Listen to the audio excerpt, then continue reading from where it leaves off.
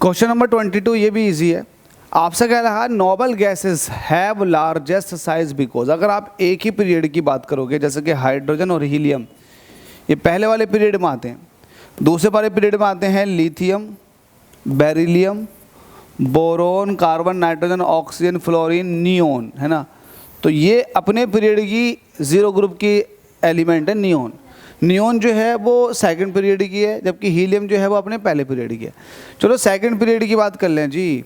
Second period में अगर पूछा जाए कि लेफ्ट से राइट जाने पर रेडियस पर क्या फ़र्क पड़ेगा, तो रेडियस डिक्रीज होगी, लेकिन ये फ्लोरीन तक ही संभव है। लेकिन नियोन की रेडियस पूरे पीरियड में सबसे ज़्यादा होती है। क्यों?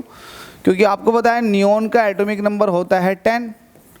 10 को भरोगे 2 और 8, अगर इसको एटॉमिक लेवल से दिखाओगे तो न्यूक्लियस के चारों तरफ 2 पीरियड होंगे। पहले पीरियड में 2 इलेक्ट्रॉन और दूसरे वाले पीरियड के अंदर जो होंगे वो 8 इलेक्ट्रॉन होंगे। 1 2 3 4 5 6 7 8, कुछ इस तरह से।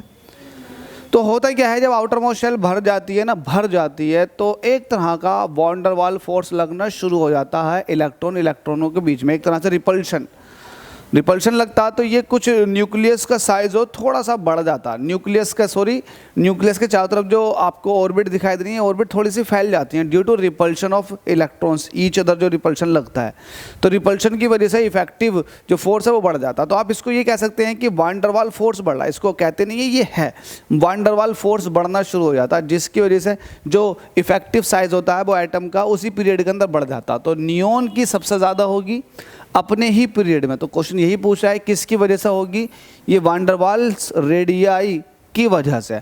वॉन डर वाल फोर्स लगेंगे, जो एटम का साइज बढ़ गया, इसको वॉन डर वाल रेडियाई बोलते हैं। चलो आगे चलते हैं, क्वेश्चन ये भी इजी था।